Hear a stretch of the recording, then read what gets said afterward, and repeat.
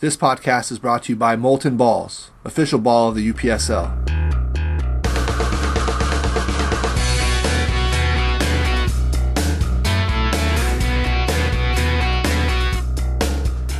Hey footy fans, this is Dennis Pope and you're back with the UPSL Podcast. I'm here with my friend Art Eftikari. Hello.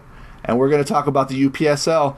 Off the top of the show, I want to talk about the partnership with the Maryland Major Soccer League. It's a big deal nationwide. Lots of people are talking about this, Art. What is there to like about this partnership in your view?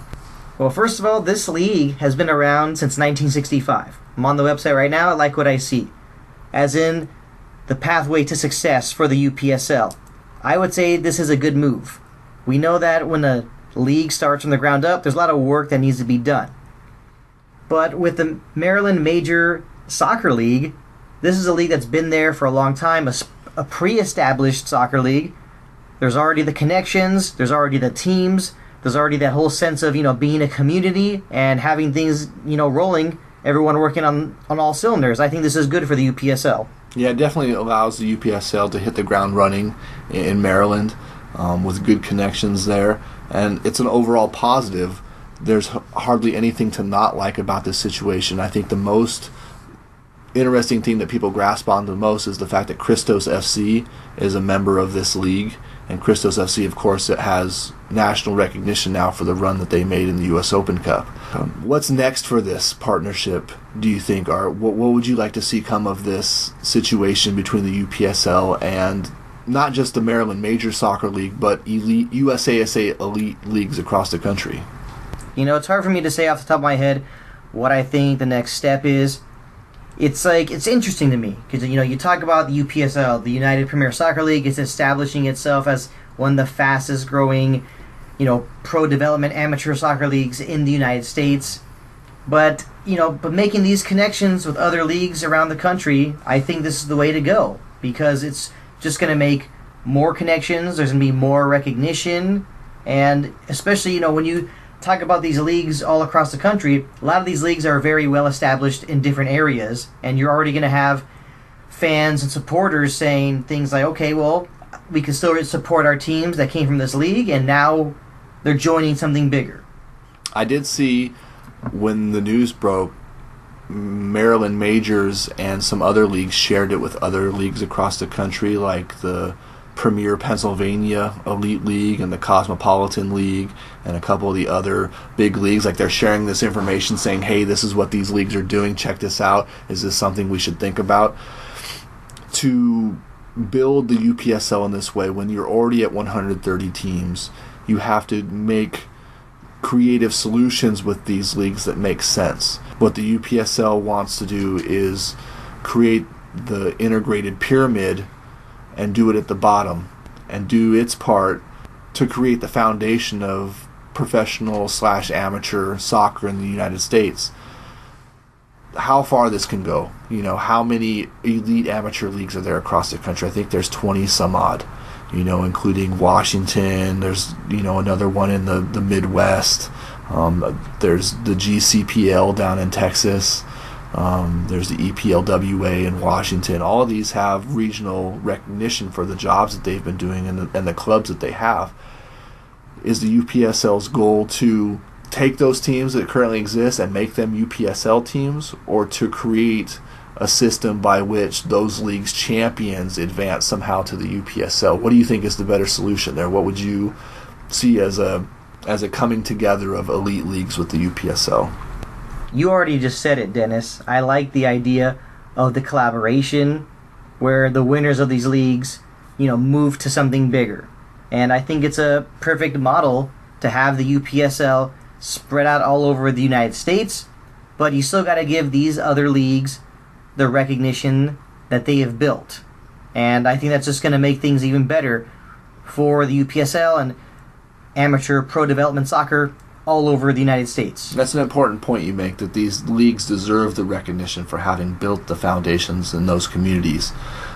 Soccer has thrived in these communities on the backs of these amateur teams, and to allow and give these teams options to advance and promote and make themselves more nationally recognizable as a thing that I don't think these regional leagues will be able to pass up. They're going to receive pressure internally from their teams and their leagues and their ownerships, to do something bigger, to let there be a next step for our regional league, so that there is an incentive, not only for development of players, but for the development of the club. I think it's genius. I honestly do. I think the UPSL partnering with Maryland Major is the first step in massive things for the UPSL and for elite amateur soccer across the country. I'll leave you with one final thought about this partnership at this time. The UPSL isn't making this move for this spring. The reason is because of Christos' eligibility in the U.S. Open Cup. The UPSL knows that in order for Christos to maintain eligibility, they can't shift leagues during their campaign in U.S. Open Cup. So the UPSL is maintaining Christos and Maryland Major's credibility by announcing this up front and making this move, presumably for the fall season. The same situation sort of mirrored in the NPSL when they had El Farolito out of San Francisco join, but El Farolito lost their eligibility for U.S. Open Cup because they indeed switched leagues from the San Francisco Elite Premier League to the NPSL, and that's against U.S. Open Cup bylaws, so therefore they're no longer eligible for their first round Open Cup game in May. The UPSL wanted to avoid that situation with Christos and therefore is taking steps slowly to ensure that all parties remain eligible in all competitions. And when we come back, we'll be talking about the UPSL's partnership with AMF USA.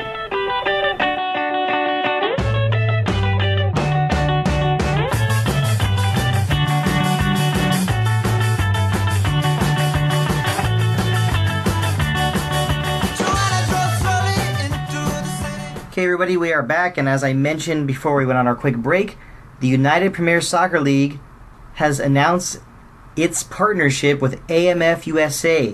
And by AMF USA, we mean Asociación Mundial de Futsal. So, Dennis, let's let our listeners know what is going on now. UPS now is partnering to get futsal brought into soccer in the United States. Yeah, there's a lot of markets that are hesitant to play 2 full seasons, which is the UPSL model. And so the UPSL is trying to bring futsal in as an attractive alternative for those seasons in which teams don't operate so that they can keep their programs going year-round. Futsal is an attractive alternative in a lot of places where the weather doesn't exactly meet up with playing outdoor 11v11 year-round. You can play it in a gymnasium in a larger indoor facility, and it sort of fits the needs to keep programs going year-round. So it's another way for which UPSL teams can branch, build teams, build themselves in the community, and build better soccer players. I like this partnership a lot. Let's be honest, futsal has not really been talked about very much when it comes to soccer in the United States. I learned about futsal quite a few years ago, and when someone mentioned it to me, I really didn't know what they were talking about. But it's played on all the other continents, it's popular, and I remember even talking to one of the coaches from a team from the NPSL. The team actually is now defunct, unfortunately, SoCal Sports Club. Their head coach at that time, Daniel Mussari, from Brazil, and he has worked with Corinthians at the youth level in Brazil. And one of the things he mentioned to me was that there needs to be futsal in the United States because it really helps out a lot with ball control. It's a very important part of development. And, even checking out other websites, I've done some Googling here and there. I see that there is a growing interest in futsal in the United States. And there's even been quotes from top players like, even Cristiano Ronaldo saying that futsal really helped his game. And if Cristiano Ronaldo is saying that futsal helped his game, well, then it must help the game of many soccer players in the United States. It seemed like a no-brainer then for the UPSL to try and incorporate some futsal into what it's doing. The key component to futsal, of course, is the foot skill technique, right? It improves in the small space, in the small confines of the gymnasium, the technique and the footwork of the young player, and maintains and improves the skill of the older player. And certainly Zane Cook, the president and CEO of AMF will help lead the way in the UPSL integration into futsal. It's a very exciting time for the UPSL. I just can't wait to see some more futsal courts here in Southern California. How long do you think it'll take for us, to start seeing some more futsal courts? Is it going to take a while? Or you mentioned gymnasium, so it really doesn't need to be that long of a wait. Am I wrong? No, you could incorporate futsal courts relatively easily with the right goal frame structure and, court measurements, although they differ just like outdoor measurements do. It doesn't all have to be the same size and shape and scope. I think it just takes a willingness to want to play futsal, and you have to have a committed group of people who are out there pushing for the game, pushing for those abandoned tennis courts to be transformed into more playable surfaces for futsal and for more mixed-use basketball courts to be developed, right? I think the marrying of basketball and futsal can be done rather easily if it's the time and the forethought is put in to create the futsal court while you're creating the basketball court. I love the idea of futsal. I really can't wait to see it in more places, in more parts of the American soccer sphere. I really can. I think it's a tremendous move for the UPSL. And you mentioned also the situation with the weather. And let's face it, we've talked about different leagues in areas all over the United States. You mentioned the Cosmopolitan Soccer League, and over there you're talking about winters that get really harsh, really brutal. This is a no-brainer. Futsal will help there. Mm-hmm. You get to keep your program going year-round. So instead of playing only a spring-summer season and then shutting it down for the fall and winter, you get to keep those players active on the roster. It helps your program. It keeps things more fluid. It keeps sponsors involved. It keeps fans involved. It's a win-win. And I can't believe it took this long for a soccer league to associate itself with the worldwide standard of futsal. And I'm super proud of the UPSL for making this move. And I remember even a few years ago, I caught some clips of the Futsal World Cup, believe it or not.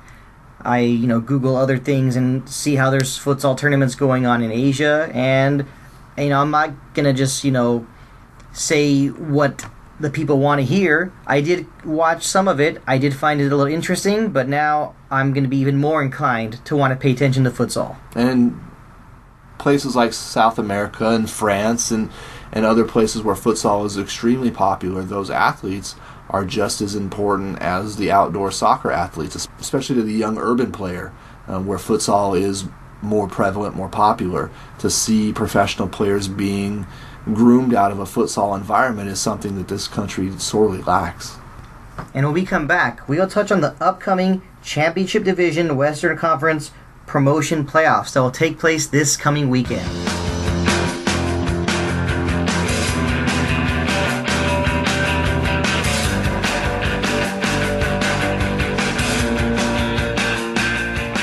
Guten Tag, the Governor of California, Arnold Schwarzenegger here with a very special message for you.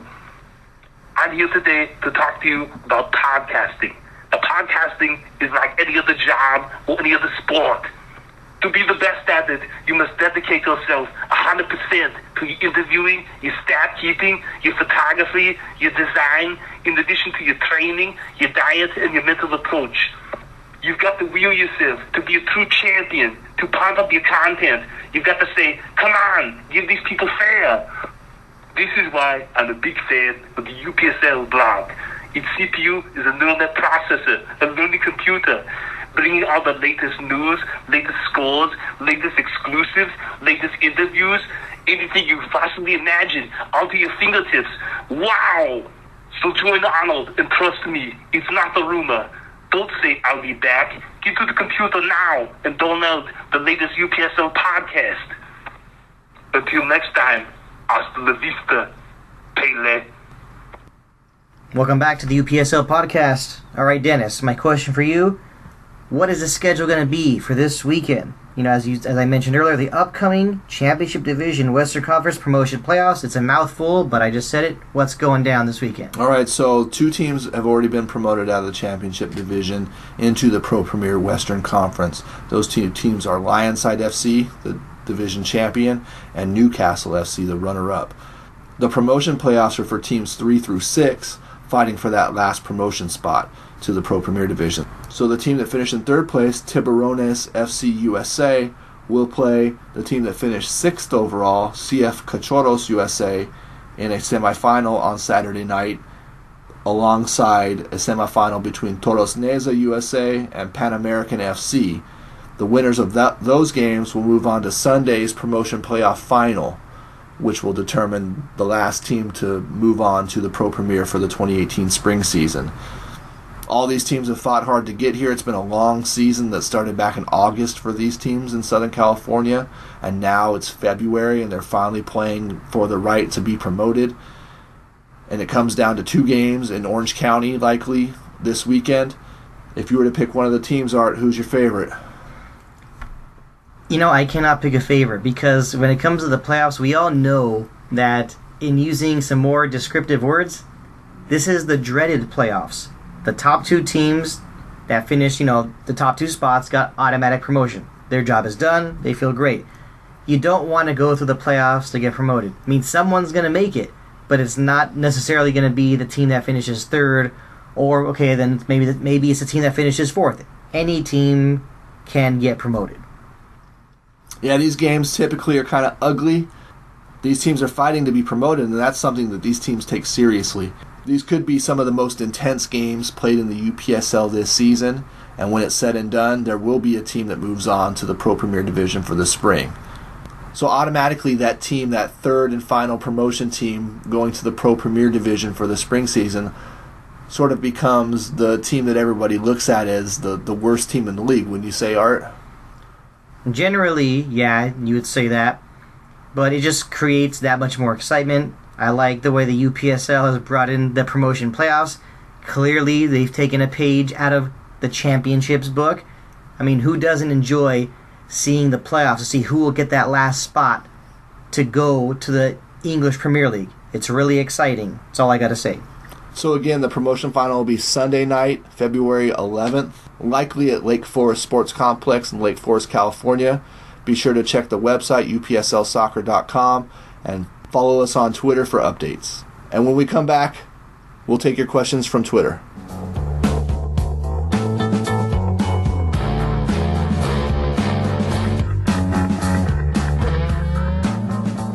Do you want to advertise with the fastest growing pro development league in the country? Advertise with the UPSL. You'll reach more than 70 different soccer markets in more than 20 different states. For more information, go to upslsoccer.com or follow UPSL on Twitter at UPSLsoccer.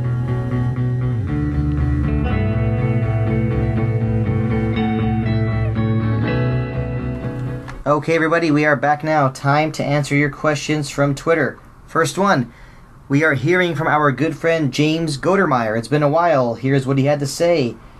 Now that February 1st has passed, how many teams will be in the spring season of the UPSL? Well, that's a good question, James. There's more than 130 teams nationwide, and UPSL is still growing every day.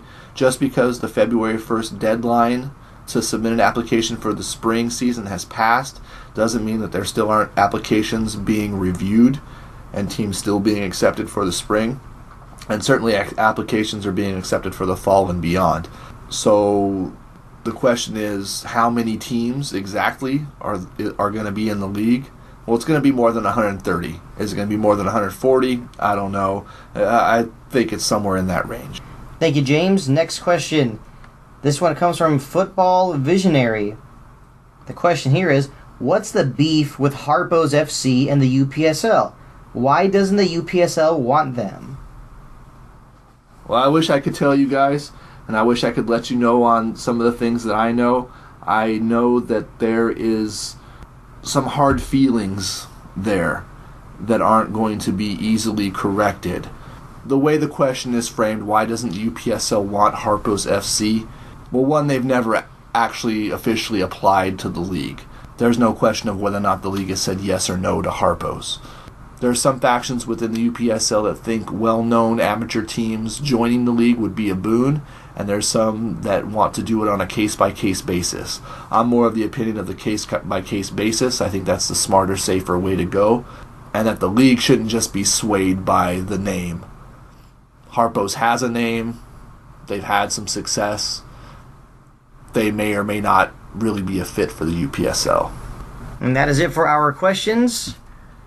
For Dennis Pope, I'm Artif Takari. Thank you for listening to this edition of the UPSL Podcast.